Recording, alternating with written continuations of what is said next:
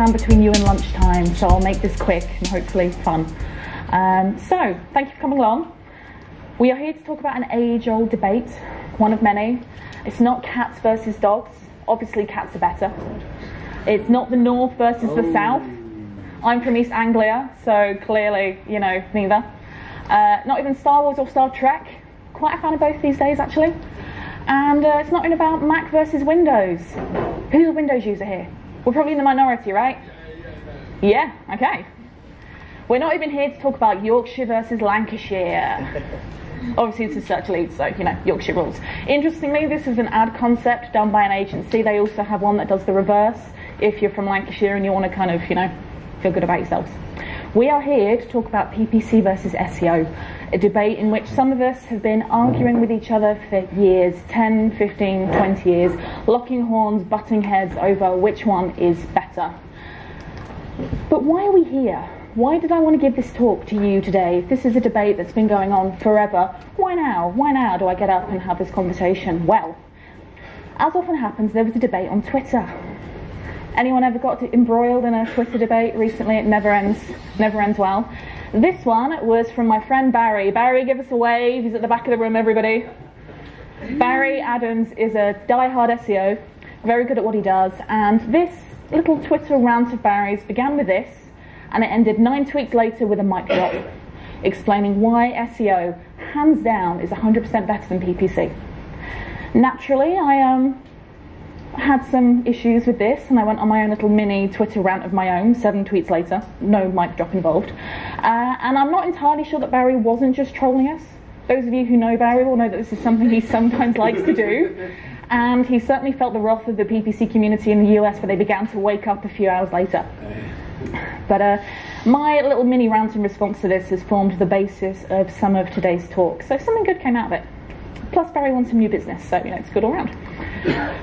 But why is SEO better? Let's just tackle this for a minute. And in the jobs I've had, I've tried to be fairly objective about SEO and PPC. I feel they should work together, so I'm going to try and come at this from a neutral perspective. What does SEO do better? Well, you've got the knowledge graph. You get all of that lovely kind of snippet and rich information that appears right at the top of the search results, which is always very nice for the businesses that have it. You're immune to ad blockers. I have to admit, this is a fundamental flaw of what I spend most of my time doing. Up to 20% of people, at least, on desktop, and an increasing number of people on mobile are using ad blocking technology. So no matter how beautiful my creative is, no matter how deep those links might link on my site links, it's useless if someone has ad blocking installed. The conversion rate is often also better. I wouldn't say it's always better. It can vary business to business, but oftentimes you'll find that that's the case. The one thing that PPC definitely cannot be SEO on, though, is free traffic, obviously. This tweet from Kirsty has made me laugh for about the last 2 years. For those of you at the back who can't see this, I love working in paid media because companies send us so much free stuff. Do SEOs get anything free? Yeah. What? Traffic. It's funny because it's true. And that tweet's from 2 years ago, and it reminded me of other things from 2015. So let's think about 2015 for a second. It was the year of the sheep. We had another general election. We spent hours debating whether or not that dress was black and blue or white and gold. White and gold, anyone? No, wow, okay, clearly there's something wrong with my eyes.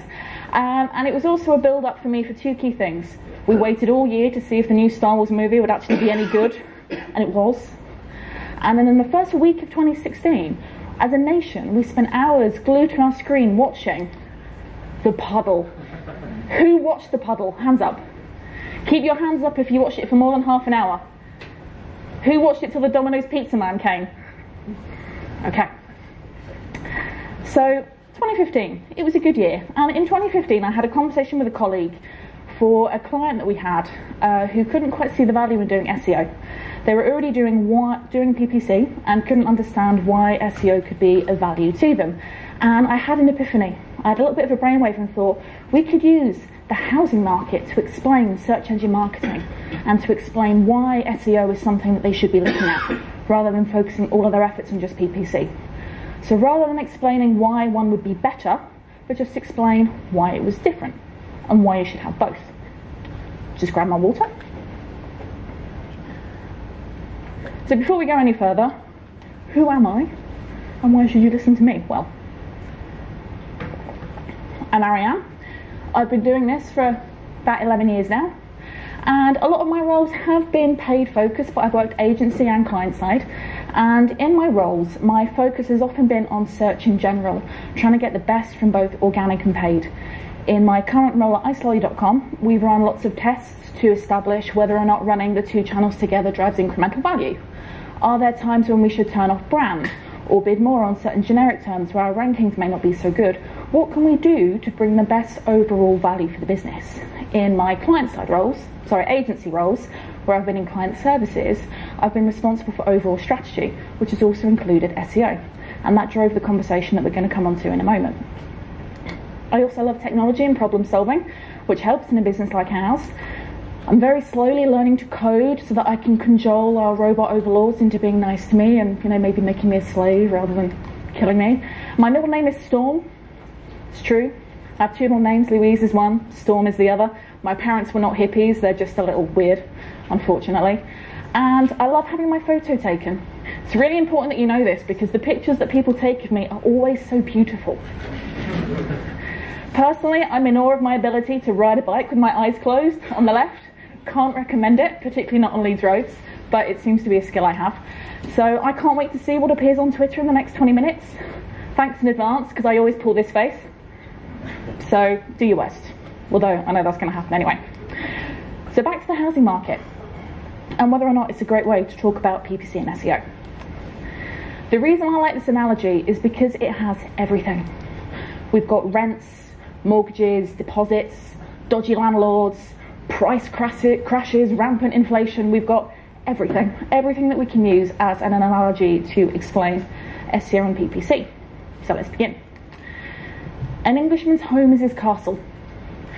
We already call websites properties in GA. So in this example, our website is our house. For most people, their house will be the most valuable thing that they own.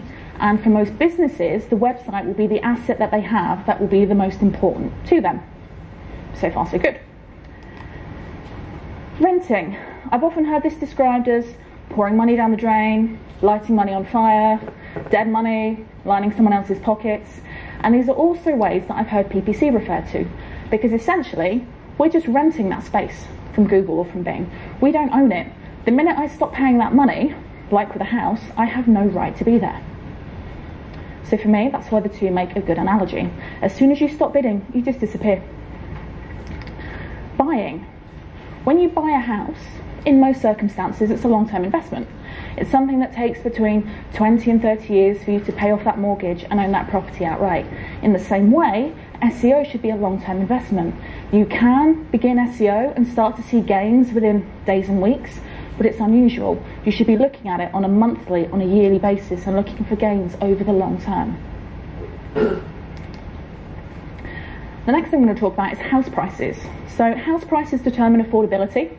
They determine whether or not you can get a house and how big a deposit you need to pay to own that property.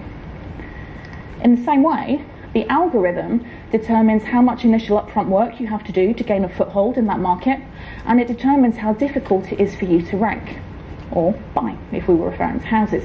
So in this example, we're going to use house prices as an analogy for the search algorithms. Next, in the same way that you need as big a deposit as possible when you're buying your house, you need to do as much upfront work as you can when beginning your SEO to make a dent in what the algorithm demands of you. So the initial upfront work is your deposit in housing terms. You need to do as much as you can to stand the chance of just making a dent in what the algorithm demands of you, aka house prices. The bigger a deposit you have, the easier you'll find things in terms of your mortgage and home ownership down the line. Next, we're on to home equity. So you pay your mortgage every month in the hope of building up a little equity, and that the house over time will be worth more, and you can use that money in retirement or you can use it towards other things. The reason we do SEO ultimately is to get traffic, but we want the rankings. So home equity and the rankings are the things we are looking to gain with both our mortgages and our SEO. That's kind of the outcome that we want, and these are the two things that can be influenced by the algorithm, by house prices, and some of the other elements we're going to talk about. Now, things might be going really well with your house. You might have done a load of work to it, prices might have risen, and then one day it all goes wrong. Your house that was worth a certain amount overnight suddenly loses half its value because we've had a housing market crash. Those of us who've lived through the 90s and the recession of 2008, we're all well aware of what can happen in terms of negative equity. And that's why I'd liken it to major algorithmic change. You might be having great success with your website in terms of the rankings on Google. All of a sudden a big update rolls out and you've dropped to below page 3, the graveyard. Where's Vikas? Yeah. It's the graveyard of search. And all of a sudden, all that equity you built up, all of that hard work you've done, all of that mortgage money you've paid is gone. You've got nothing to show for it. So your mortgage payments are your ongoing SEO. You do that work every month, you make those payments every month, and you hope that you get the equity or the rankings off the back of it. So far, so good. And in the same way that you put money aside to redecorate your house, fit a new kitchen, or replace the roof if required, you should really be doing the same things with your website. You might want to slap some new content up there, redecorate the site, put on a new theme, or replace the e-commerce platform, or make sure it works flawlessly on mobile. And the reason you would do this is because if your site doesn't work properly, you can hinder your SEO. It's not all about the off-page, the on-page stuff is just as important. So making sure you're taking care of that maintenance and your website is in as good a condition as it can is going to ensure that you don't hurt your equity or your resale value, in the same way that having a kitchen and a bathroom that need replacing and paint peeling off the walls in your house is going to hurt you when you come to sell. And finally, on to the landlords. So anybody guess who the landlords are in this situation? Yeah, it's Google and Bing. So if you own your own house, you're largely protected from any increases in cost. Whereas if you rent, you've got no choice to pay, but to pay what they demand of you. In the same way that, short of leaving Google and Bing, where else can we advertise? If we want to play in that space and have access to that audience, we have to pay the prices asked of us. We can optimize them as much as we can through our own hard work in our accounts, but fundamentally CPC inflation is a thing. Paid search will probably cost more to do next year than it does this year. Cost more this year than last year and 5 years ago, and that's just the reality of the situation. We have no choice if we want access to what they're offering but to pay. So you convinced? Are you on board with my analogy? Yeah. This is the world's largest piggy bank. It's in Germany. It's 5.5 meters tall and 8 meters long. The coins that go in it are so big they have to put them in with a crane. And the thing with SEO is if you want to get good at SEO, depending on the scale of the challenge in front of you, you might need to invest all of your pennies in a piggy bank this size to make a dent in what Google demands of you and your website. And that's the thing with SEO. The traffic you get from SEO is free, but the work of SEO itself isn't free. We've already talked about it being a long-term investment, taking many months to yield the returns that you might want to see. And you're doing all of that work up front in the hope that it turns to something further down the line. So whereas with PPC you pay at the point of the click happening, with SEO you've just piled in all those costs up front, hoping that you'll get the traffic and the return further down the line. So that then leads into a conversation about risk. Part of me would want to argue that SEO is perhaps more risky than PPC. Whereas we've got the search engines helping us to spend our money, helping us optimize, you guys, any SEOs in the room, don't get that same help and support. In fact, you're actively trying to tell Google and Bing that you know better. You are arch enemies. And you do get some people, like Gary and John, who share a lot of information, but in the main, you don't get on so well.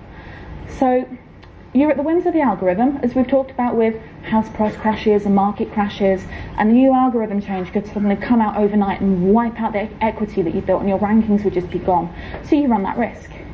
When you buy a property, you hope that it's going to continue to increase over the years that you own it and it will be worth more, and you'll maybe be able to unlock some of that equity in retirement.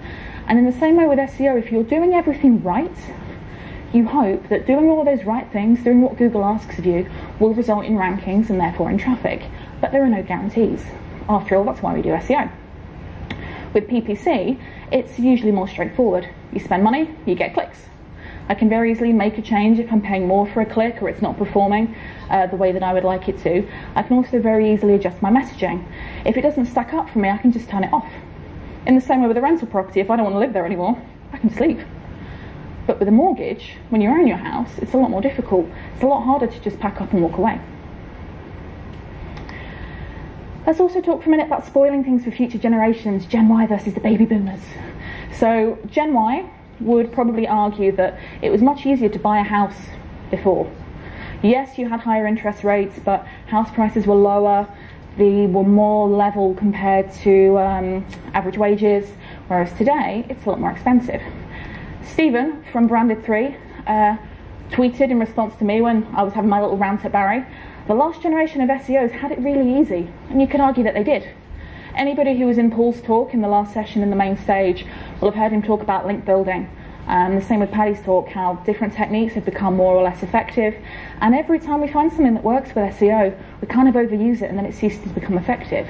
10 years ago, all you had to do was buy a load of dodgy links from India, or put some white text on a white background, or stuff your meta tags, or use exact match anchor text. You can't do that anymore. It's become more complicated. The algorithm has evolved and demands more of us, in the same way that house prices have increased and it becomes more difficult to get that foothold on the ladder than it was, say, 30 or 50 years ago. So with Gen Y, things are beginning to change. A lot of people in Gen Y think, well, I can't afford to buy a house, so I'm not going to bother. They're less interested in stuff.